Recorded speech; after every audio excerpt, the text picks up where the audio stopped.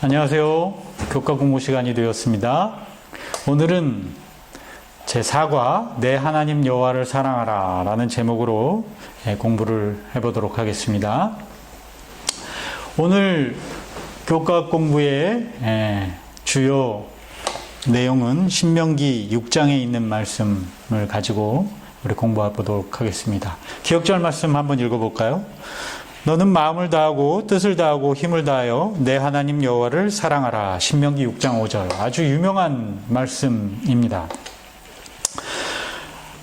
유대인 기도문 중에 유명한 기도문이 있는데 그것은 쉐마라는 기도문입니다. 이 쉐마라는 단어는 성경에 특별히 신명기뿐만 아니라 구약에 아주 반복적으로 많이 사용하는 단어인데요. 이 쉐마라는 단어는 사실 들으라, 순종하라 라는 뜻을 가진 히브리어입니다. 이 유명한 기도문의 제목을 쉐마라고 붙인 이유는 이 기도문의 시작이 쉐마라는 단어로 시작하기 때문에 그렇습니다. 신명기 6장 5절에 있는 말씀이 이 기도문의 시작인데요. 여기 이 히브리어로 나와 있습니다. 쉐마 이스라엘. 야훼인데 이스라엘 사람들은, 유대인들은 이걸 아도나이라고 읽습니다. 이게 야훼라는 히브리어 말인데 어쨌든 아도나이 여기 엘로헤누 아도나이, 그 다음에 뭐라고?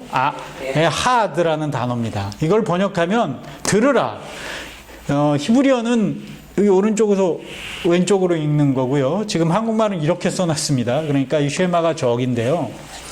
들으라 이스라엘아, 여호와는 우리 하나님이요 여호와는 한 분이시다 라는 뜻입니다.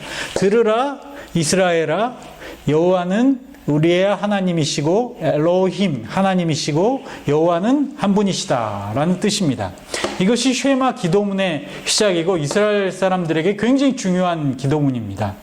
이 기도문에는 하나님은 유일하신 하나님이라는 고백과 자기들의 충성이 표현된 기도문인데요. 이 기도문의 첫머리 이 한 문장은 아주 중요한 두 가지를 의미하고 있습니다. 그 첫 번째는 하나님은 우리의 하나님이시라는 것입니다. 여호와는 우리 민족의, 나의 하나님이라는 사실을 표현하는 것입니다. 그리고 두 번째는 그분은 유일하신 하나님이라는 뜻을 내표하고 있습니다. 이것이 모세의 첫 설교의 시작인 것입니다. 이것이 쉐마라는 이스라엘 백성들에게 아주 유명한, 굉장히 중요한 기도문입니다. 그런데 여러분, 이건 상식적으로 재미있는 걸 하나 알려드릴게요. 여러분, 이게 뭔지 아십니까? 요즘 아프간의 탈레반이 다시 점령해서 아주 국제 뉴스에 나오고 있는데요. 이 탈레반 깃발입니다. 저기 보면. 이 탈레반 깃발은 도대체 우리가 알아볼 수 없는 이런 글씨들이 막 써 있는데요. 이 글씨는 이것입니다. 라 일라하 일라 알라 무함마든 라술룰라 라는 뜻인데요. 이게 뭐냐면 하나님 외에는 신이 없으며 무함마드는 하나님의 사자라는 뜻입니다. 이런 말을 쓴 깃발이 탈레반의 깃발이고요. 이 똑같은 말이 어디 써 있냐면 사우디아라비아 국기에도 써 있습니다. 여러분, 사실 이슬람 사람들도 알라는 유일신이다, 하나님은 유일신이다 라는 신앙을 가지고 있어요.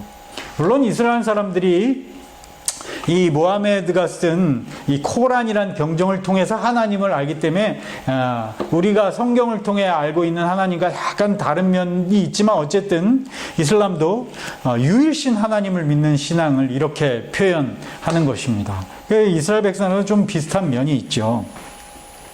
오늘 우리는 이렇게 모세의 첫 설교에 나타난 하나님을 사랑하라는 기별에 대해서 공부해 보도록 하겠습니다. 일요일 주제인데요. 하나님을 사랑한다는 것이라는 의미로 교과를 시작합니다. 신명기는 사실 언약의 의무를 기록한 책이라고 해도 될 만큼 언약의 의무에 대한 내용들을 많이 이야기하고 있는 책입니다. 그래서 신명기 6장의 시작 1, 2절에는 이렇게 말씀하십니다. 이는 곧 너희 하나님 여호와께서 너희에게 가르치라 명하신 바 명령과 규례와 법도라.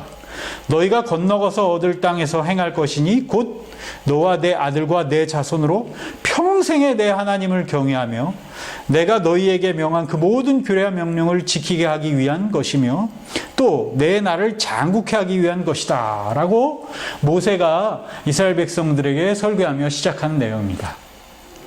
여러분, 계속 얘기하지만 이 신명기는 약속의 땅을 문 앞에 둔 이스라엘 백성들, 40년 동안 광야 생활을 한 백성들이 하나님께서 약속하시는 땅에 들어가기 전에 한 마지막 설교입니다.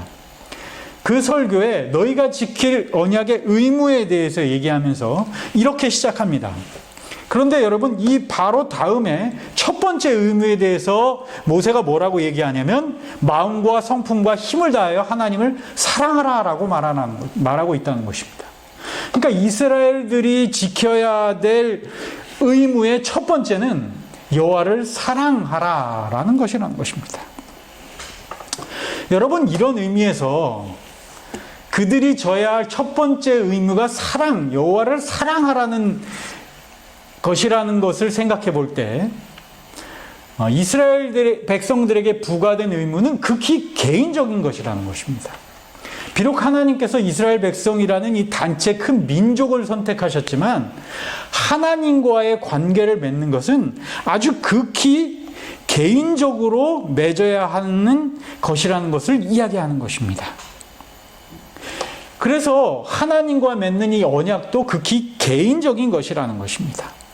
제가 지난번에도 말씀드렸다시피 그런 의미에서 의무, 율법은 사실 행위의 표준이라기보다는 결심의 증거이고 그들의 가치관이고 이념이라는 것을 우리는 볼 수 있다는 것입니다. 그래서 언약은 하나님의 존재를 내가 받아들이고 그분을 사랑하겠다는 약속을 같이 한다는 것입니다. 그런 의미에서 모세는 이스라엘 백성들에게 너희가 약속의 땅으로 들어가서 최우선적으로 생각할 게 무엇이냐? 개인적으로 하나님과 사랑의 관계를 맺어야 된다고 이야기하면서 모든 삶의 우선순위에서 이것이 우선이 돼야 된다라고 모세는 이야기하고 있다는 것입니다. 여러분, 그런데 어떤 대상을 사랑하기 위해서는 무엇이 필요할까요? 어떻게 하면 사랑할 수 있습니까? 무턱대고 사랑할 수 없지 않습니까? 그죠?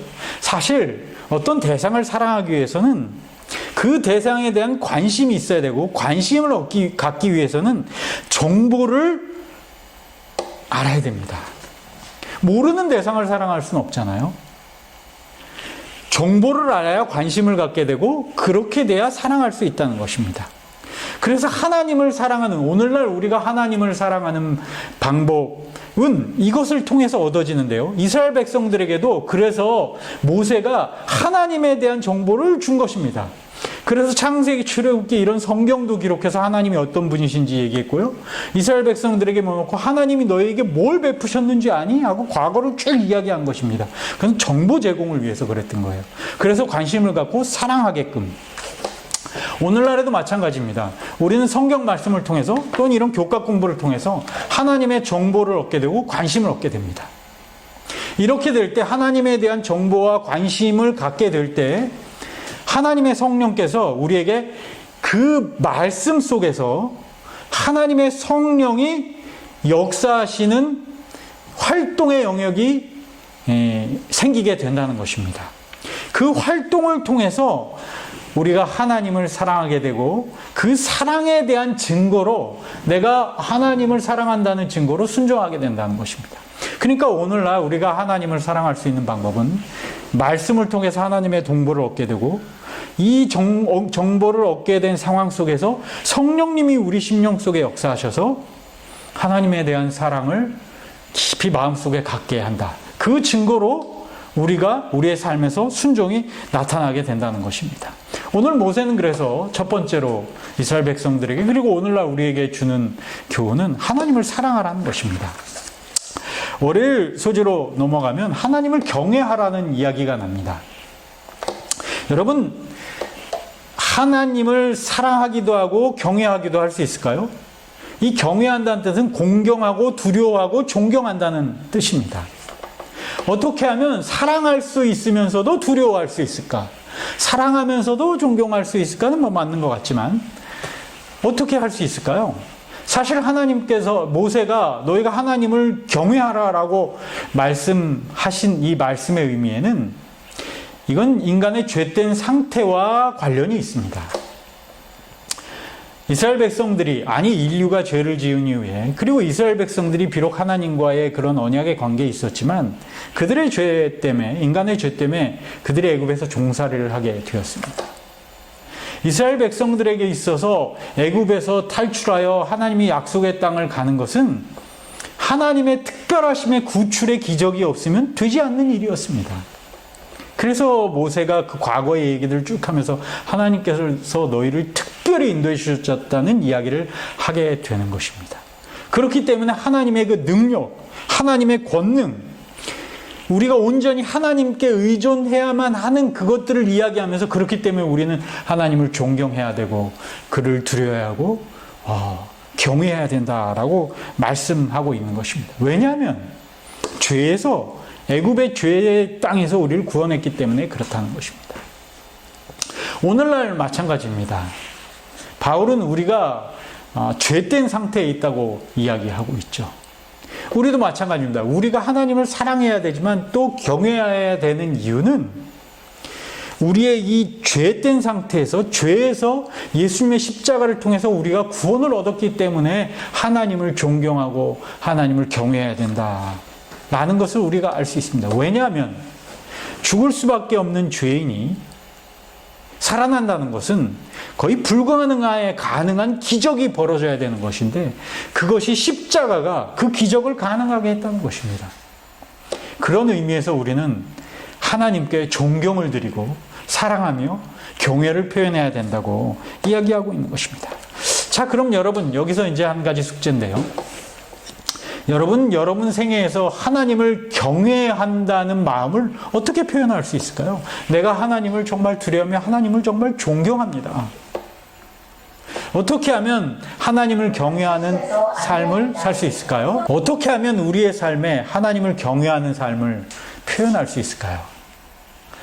그것은 아마도 우리의 삶에서 하나님께서 원하시는 삶을 사는 게 아닐까, 이런 생각을 해봅니다.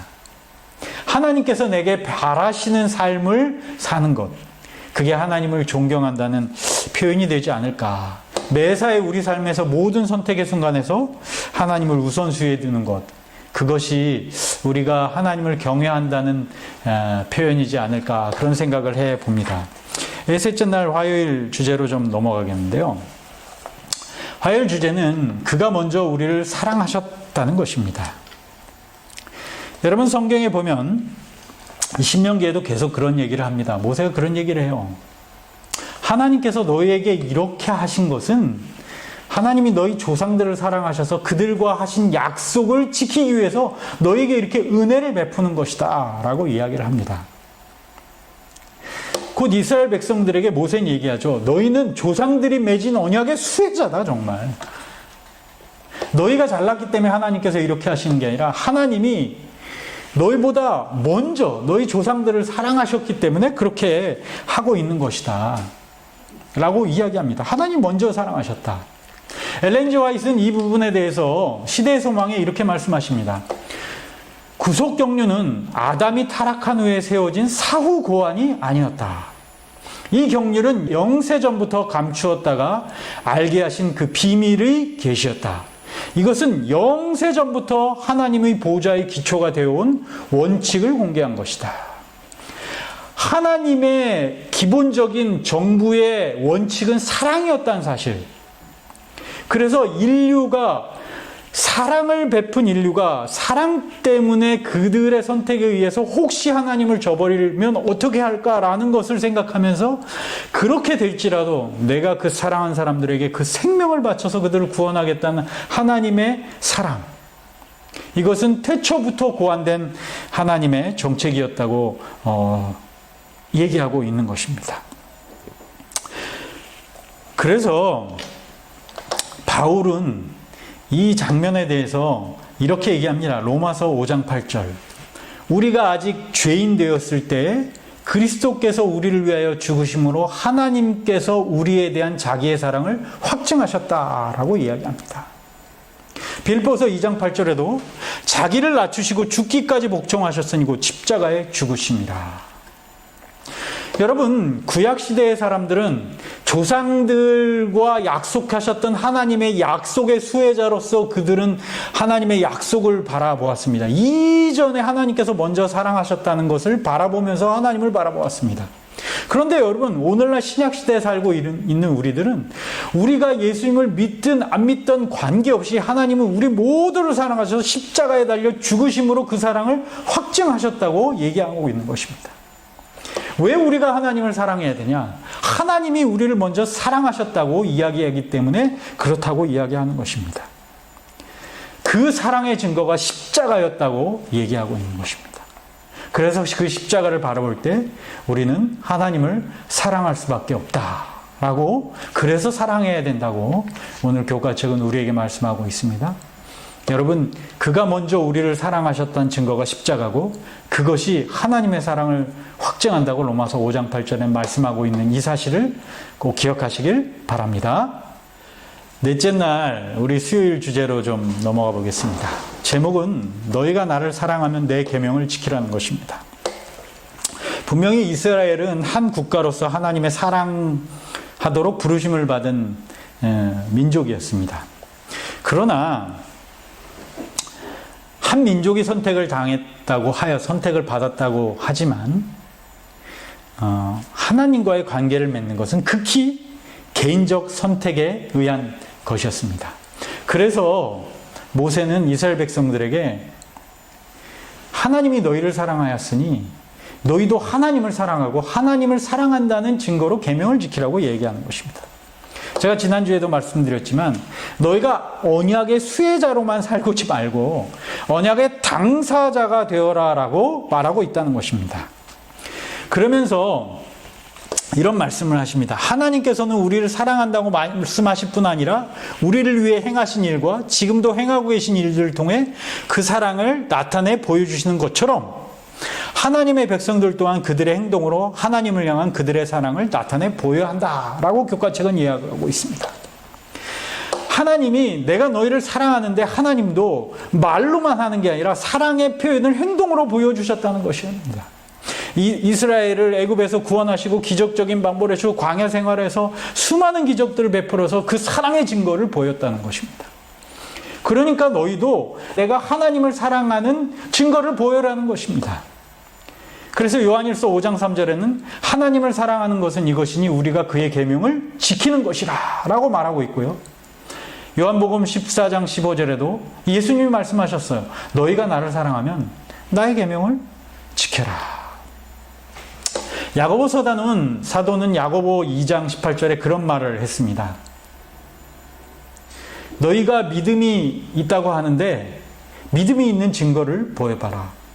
나는 행함으로 내 믿음을 내게 보인다 라고 말하고 있습니다.